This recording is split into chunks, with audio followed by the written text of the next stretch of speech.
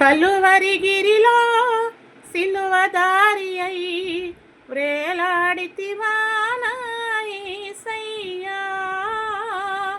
కలువరిగిరిలో సిలువదారి అయి వ్రేలాడితివా నా యేసయ్యా. అన్యాయపు తీర్పు నంది ఘోరమైన శిక్షను ద్వేషాగ్ని జ్వాలలో దోషివై నిలిచావా. అన్యాయపు శిక్ష నుండి ఘోరమైన శిక్షను ద్వేషాగ్ని జ్వాలలో దోషివై నిలిచావా. నా దోష క్రియలకై సిలువల బలి అయితివా. నా దోష క్రియలకై సిలువల బలి అయితివా.